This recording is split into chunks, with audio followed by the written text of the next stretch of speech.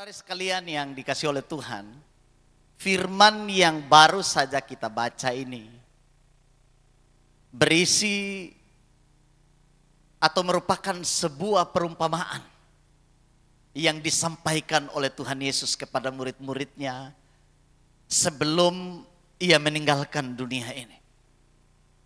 Ia menyampaikan pesan ini dalam bentuk perumpamaan kepada mereka. Ia menguatkan mereka. Ia mengajarkan kebenaran ini kepada mereka sebelum Tuhan Yesus berhadapan dengan kematian di kayu salib. Bapak Ibu saudara-saudara sekalian yang dikasih oleh Tuhan, kebenaran ini disampaikan supaya murid-murid itu hidup tetap di dalam Tuhan, tetap tinggal di dalam Tuhan. Karena Tuhan Yesus tahu sebentar lagi mereka akan berhadapan dengan kenyataan hidup sebagai murid-murid Kristus. Itu sebabnya Tuhan Yesus sampaikan perumpamaan ini. Supaya mereka pada akhirnya kalau berhadapan dengan situasi hidup yang sulit, mereka tetap tinggal di dalam Kristus. Bapak Ibu saudara sekalian yang dikasih oleh Tuhan, Tuhan Yesus tahu, Tuhan Yesus mengerti benar bahwa menjadi pengikutnya tidak mudah. Ia sudah sampaikan sebelumnya. Barang siapa mengikuti aku, ia harus menyangkal dirinya, memikul salibnya setiap hari. Tuhan Yesus sudah sampaikan itu. Dan sebelum waktunya tiba, murid-murid berhadapan dengan kenyataan itu. Tuhan Yesus mengajarkan mereka kebenaran. Kalau Bapak Ibu baca di pasal 14 sebelumnya, Tuhan Yesus menjanjikan penghibur bagi mereka. Sekarang dia mengajarkan perumpamaan tentang pokok anggur. Bagaimana mereka hidup di dalam Kristus.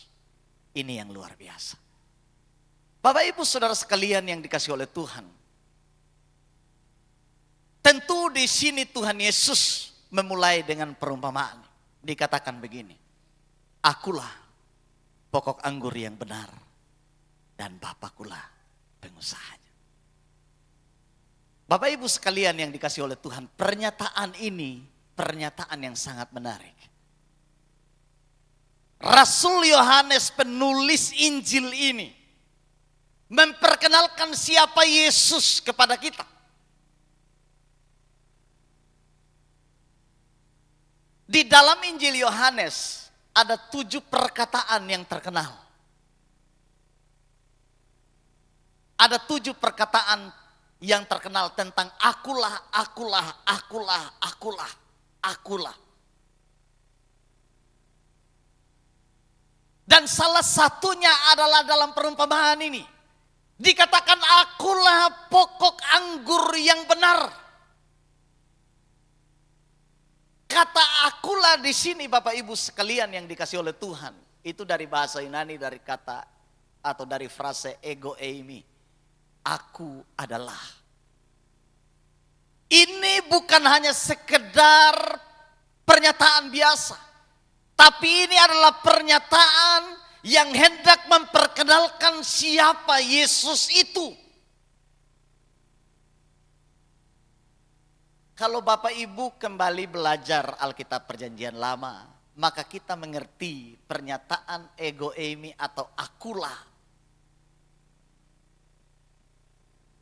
Kata ego eimi atau akulah, Bapak Ibu sekalian, itu sejajar pernyataannya dengan ketika Tuhan Allah Israel memperkenalkan dirinya kepada Musa di Gunung Sinai. Siapakah engkau Tuhan? Siapakah engkau? Supaya ketika aku pergi ke Mesir dan mereka bertanya kepadaku siapa engkau, aku bisa menjelaskannya. Tuhan mengatakan kepada Musa, aku adalah aku yang aku ada. Yang dikenal dengan 4 huruf mati Ibrani, YHWH. Kalau kita baca dalam vokal hidupnya, orang sering menyebutnya Yahweh. Tapi orang Israel tidak berani menyebut Yahweh. Mereka menyebutnya Adonai. Ketika mereka bertemu dengan 4 huruf mati Ibrani, YHWH, Yahweh, mereka selalu menyebutnya Adonai. Karena dalam hukum Israel, jangan menyebut nama Tuhan Allahmu dengan sembarangan. Makanya ketika orang Israel bertemu dengan akronim nama itu, mereka selalu menyebutnya Adonai. Yang artinya aku adalah aku. Atau akulah yang aku ada. Jadi ketika Yesus menyatakan pernyataan ego eimi, akulah, ia hendak memperkenalkan siapa dirinya. Dia adalah Yahweh. Dia adalah Adonai itu. Dia adalah Tuhan itu.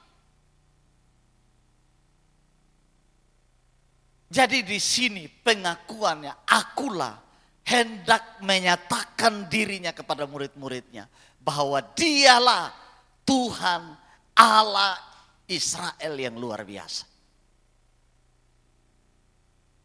Bapak Ibu Saudara sekalian yang dikasih oleh Tuhan, pernyataan ini penting. Pernyataan ini penting supaya saya dan saudara kenal siapa Yesus. Amin. Sebab banyak orang tidak mengenal siapa Yesus.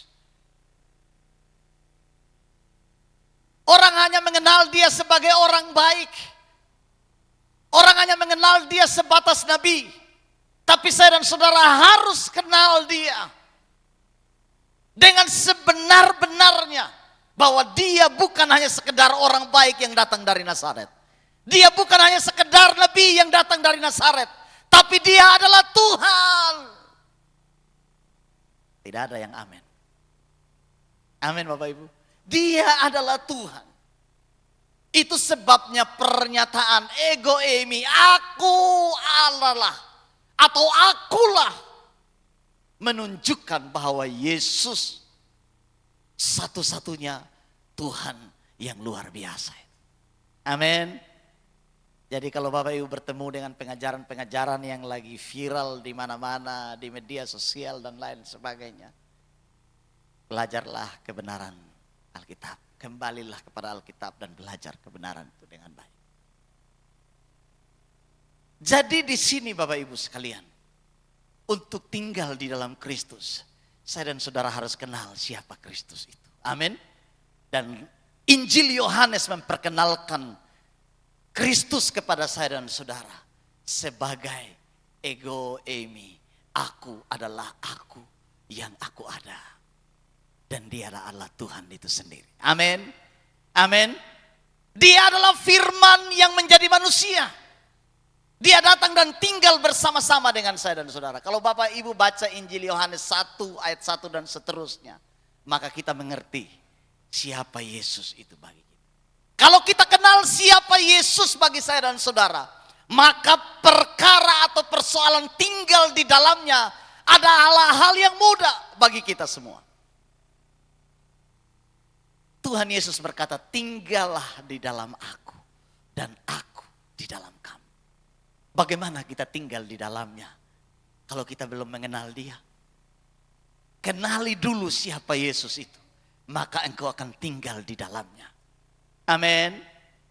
Kesaksian-kesaksian yang disaksikan tadi, itu adalah hasil dari bagaimana Bapak Ibu tinggal di dalam Kristus dan menikmati berkat-Nya, menikmati pengenalan yang benar akan Dia.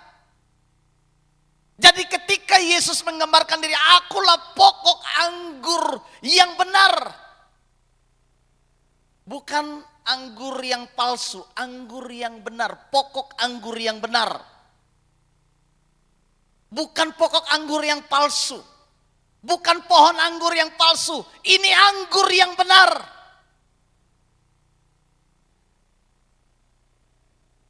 Dia memperkenalkan dirinya. Kemudian dikatakan, dan Bapakulah pengusahanya. Luar biasa. Selain Yesus memperkenalkan siapa dirinya, dia memperkenalkan Bapaknya. Dia memperkenalkan Allah kepada saya dan saudara. Sebagai pemilik dari kebun anggur. Pengusaha kebun anggur itu. Kenapa Yesus menggunakan perumpamaan ini? Bagi orang Israel, persoalan kebun anggur itu persoalan kehidupan sehari-hari. Karena rata-rata mereka itu pengusaha kebun anggur. Pekerja di kebun anggur. Mereka sudah terbiasa menanam anggur, memetik hasil anggur, dan kehidupan mereka sehari-hari itu diwarnai dengan anggur, gitu ya. Jadi di sini Tuhan Yesus memberikan perumpamaan ini, menggambarkan siapa dirinya sesuai dengan kehidupan sehari-hari, dengan keadaan sehari-hari. Ia menyesuaikan dirinya, perkenalan dirinya kepada kita semua sesuai dengan keadaan sehari-hari yang terjadi dalam hidup saya dan saudara. Amin. Dia bisa memperkenalkan diri kepada murid-muridnya. Dia mengatakan, aku gembala yang baik. Aku pintu kepada domba-domba itu. Tuhan Yesus memperkenalkan siapa dirinya. Sesuai dengan situasi dan keadaan saya dan saudara. Mungkin saya dan saudara hidup sebagai yatim piatu. Dia memperkenalkan dirinya sebagai bapa, sebagai orang tua bagi saya dan saudara. Amin. Iya.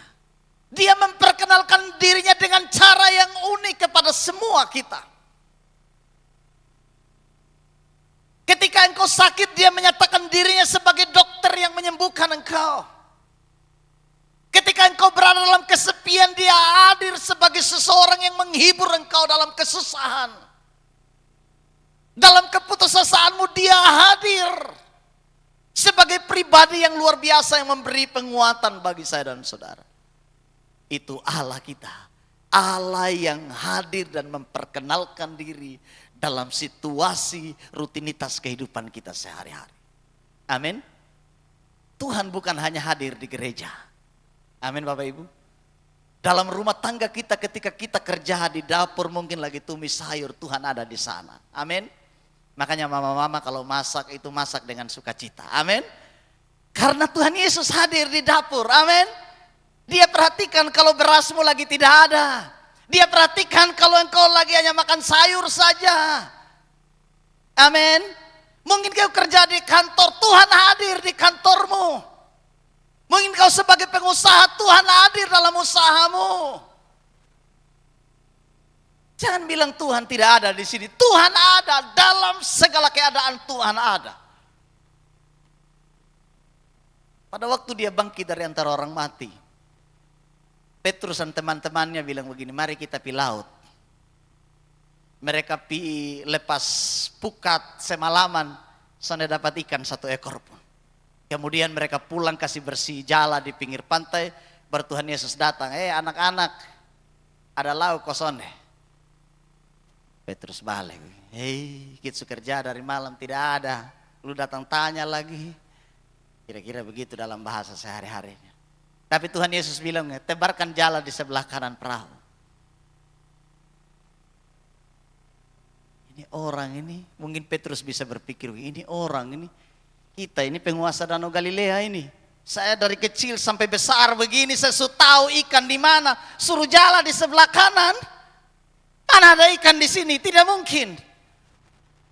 Tapi Tuhan Yesus bilang, kau lepaskan jala di sebelah kanan. Petrus dan teman-temannya lakukan. Dan apa yang terjadi?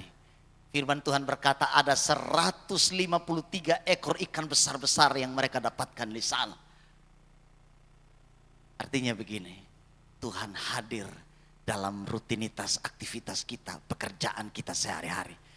Sekalipun itu mungkin kau tidak dapat ikan hari itu. Amin. Amin.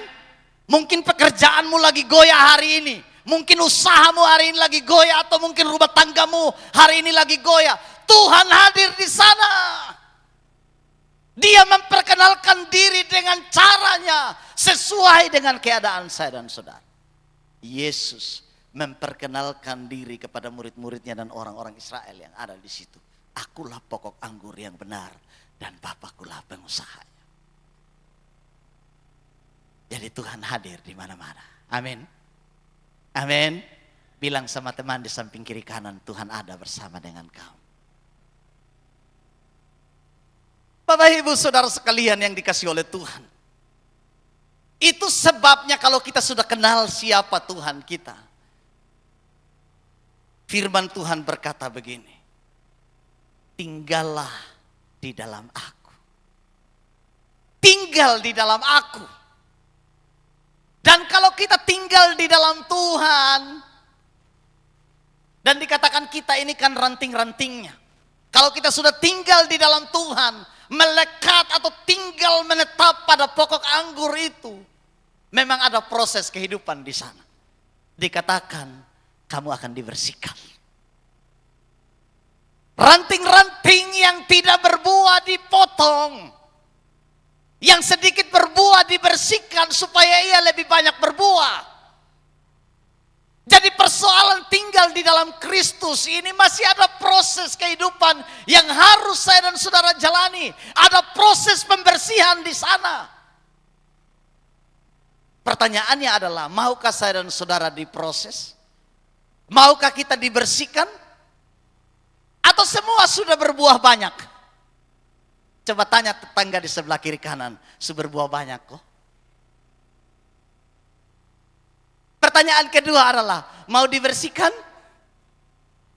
Pertanyaan yang kedua, mau dibersihkan? Tanya teman di samping kiri kanan, mau dibersihkan? Pertanyaan ketiga yang lebih mengerikan, mau dipotong? Ini Bapak Ibu sekalian, ini pertanyaan yang sulit. Jadi orang-orang yang tinggal dalam Kristus, yang melekat pada pokok anggur itu harus siap diproses, siap dibersihkan. Saya ada tanam anggur, Bapak Ibu lihat anggur yang merayap dari samping pagar ujung sini sampai ujung sana. Berbuah banyak, berbuah lebat tapi tidak besar. Kenapa? Karena lipus tidak bersihkan. Iya, pemilik anggur ini tidak bersihkan. Dia buah lebat tapi tidak berguna. Tidak, dia cabang lebat tapi tidak berbuah.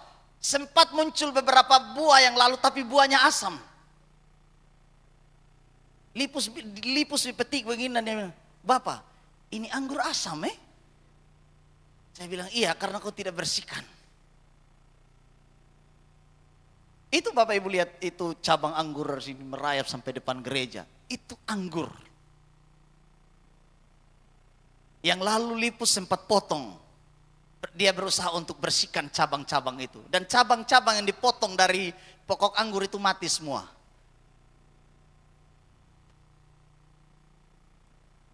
Saya hanya gambarkan ini Bapak Ibu sekalian ketika saya baca ayat ini. Memang kalau orang Kristen tidak tinggal dalam Tuhan, mati. Ibarat ranting anggur yang dipotong oleh lipus itu. Ya. Bapak Ibu Saudara sekalian, kita harus siap untuk diproses. Dan proses pembersihan ini sepertinya agak menyakitkan. Seperti kesaksian mama tadi, itu luar biasa.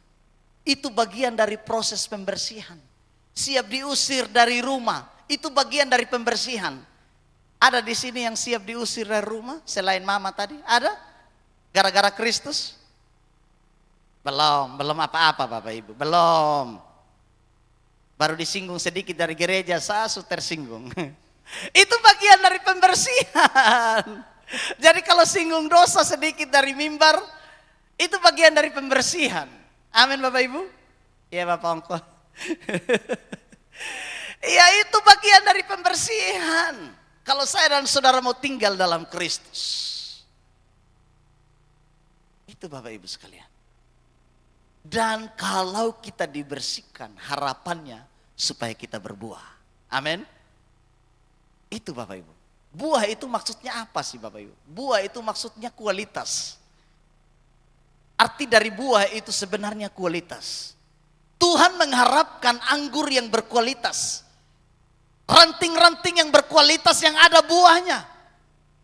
Jadi ketika saya dan saudara tinggal dalam Kristus, harusnya hidup kita menjadi hidup yang berkualitas. Amin. Bilang sama tetangga di sebelah kiri kanan, hidup itu harus berkualitas. Hidup harus berkualitas, tidak bisa Bapak Ibu sekalian, tidak bisa. Anak-anak Tuhan itu kualitasnya bisa dibedakan. Memang di gereja tidak bisa diukur kualitas kita. Di luar, di rumah itu bisa diukur, amin. Bisa terukur di rumah, di gereja, di luar, di pekerjaan kita, di pergaulan kita. Semua terukur di sana, buah kita terukur di sana. Kualitas kita terukur di sana. Tapi di sini Bapak Ibu sekalian, prosesnya yang harus saya dan saudara jalani.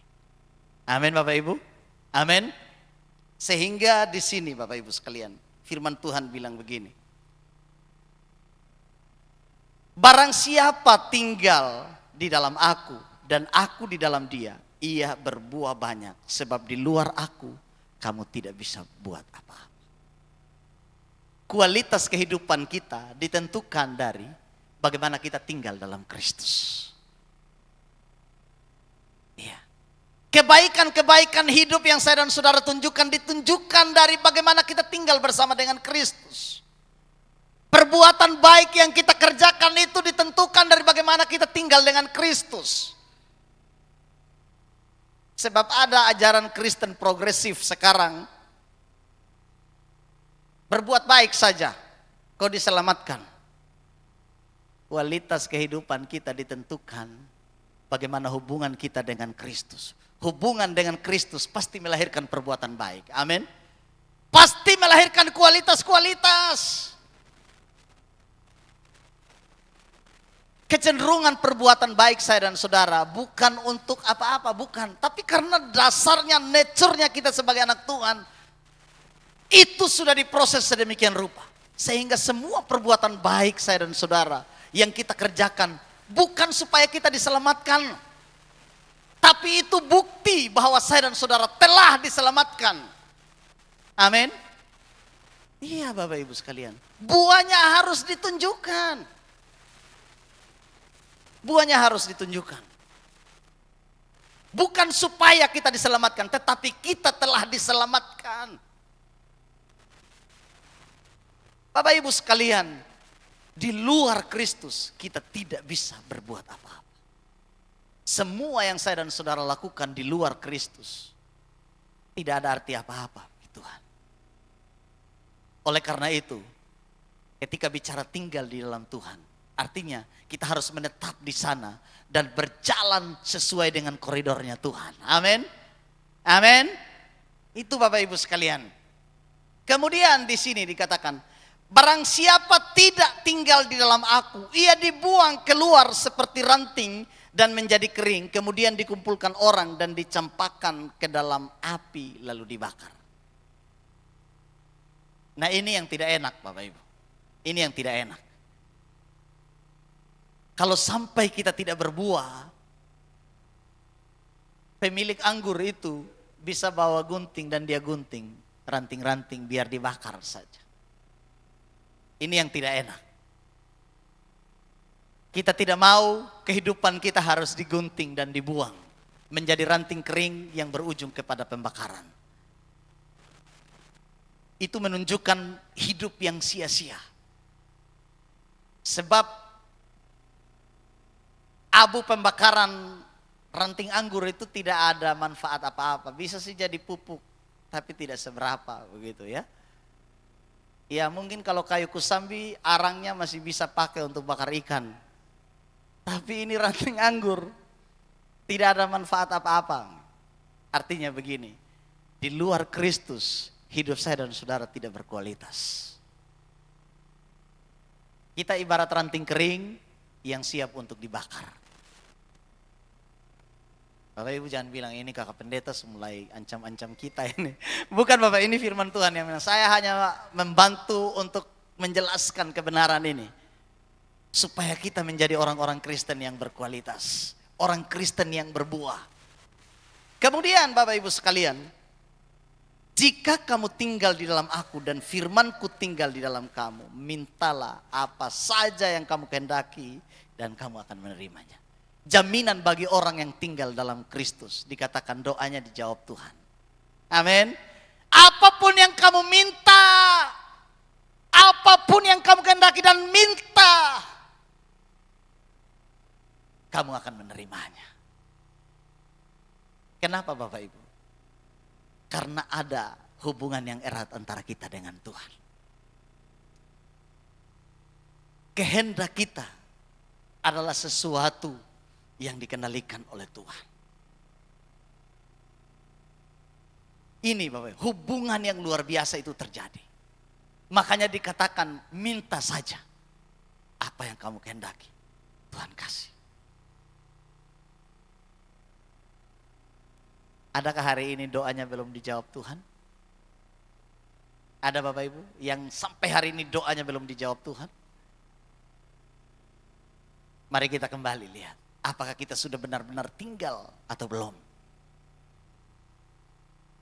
Apakah kita sudah siap menjalani proses itu atau belum? Apakah kita sudah dibersihkan atau belum? Sebab ada jaminan bagi orang yang tinggal dalam Tuhan. Doanya didengar Tuhan. Doanya dijawab Tuhan. Minta saja, kau akan menerimanya.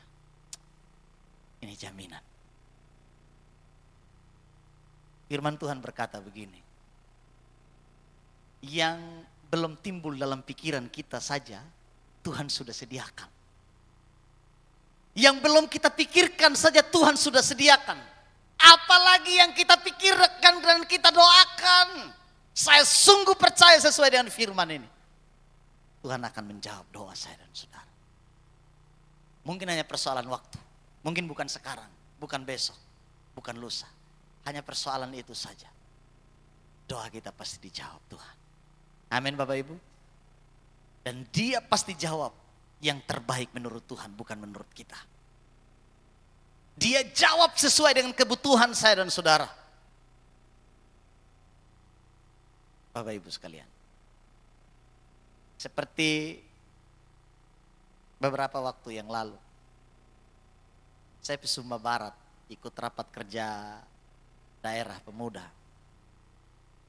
Anak saya yang bungsu Aletea, dia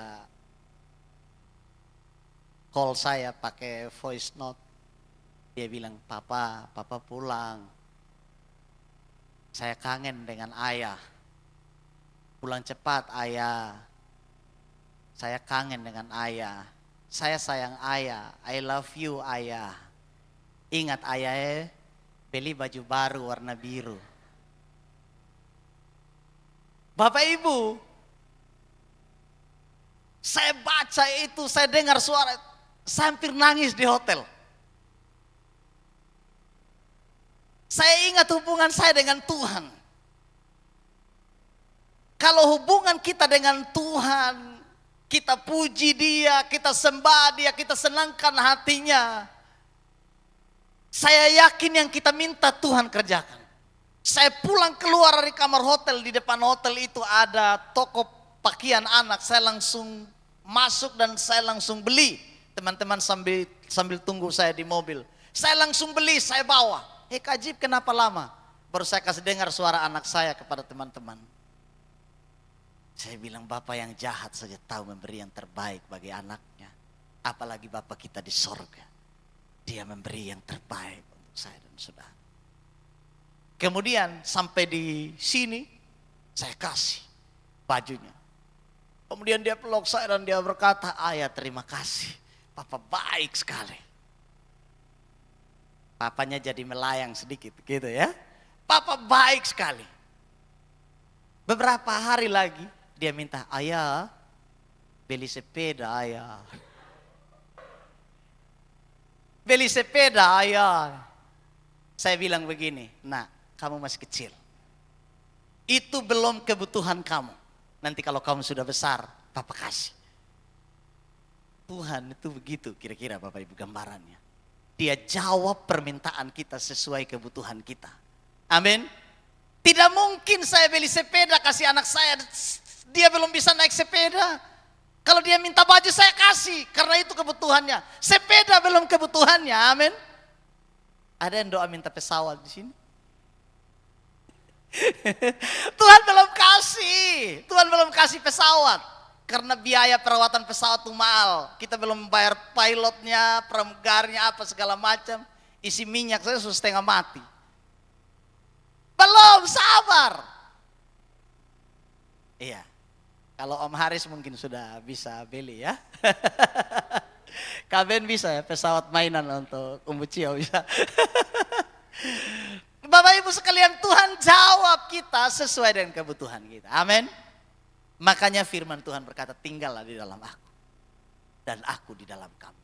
Ada hubungan timbal balik antara kita dengan Tuhan. Dan kalau hubungan ini dipelihara, apapun masalahnya, apapun persoalannya, kamu akan tetap tinggal melekat pada Tuhan. Tuhan Yesus memang bilang begini, memang kamu semua belum bersih. Ada satu orang yang tidak bersih, yang dimaksud itu Yudas. Dan benar, Yudas dipotong seperti ranting kering. Karena memang dia tidak menghasilkan buah. Dipotong. Petrus sempat, tapi Tuhan bersihkan dia. Amin. Dia sempat gagal dan dia menyangkal Tuhan Yesus sesudah dengar perumpamaan ini. Tapi pada akhirnya Tuhan proses Petrus. Tuhan bersihkan Petrus dengan 3 pertanyaan. Simon anak Yohanes, apakah engkau mengasihi aku? 3 kali Tuhan Yesus tanya sampai Petrus menangis. Bapak Ibu sekalian, proses Tuhan itu luar biasa. Proses yang mendatangkan damai dan sukacita bagi kita. Jadi kalau hari ini saya dan saudara masih diproses, jalani proses Tuhan, jangan keluar dari Tuhan. Amin. Jangan tinggalkan Tuhan, tinggal di dalam Tuhan. Karena ada damai, ada sukacita, ada jaminan jawaban doa yang luar biasa bagi saya dan saudara. Amin. Buat renungan firman Tuhan pada pagi hari ini.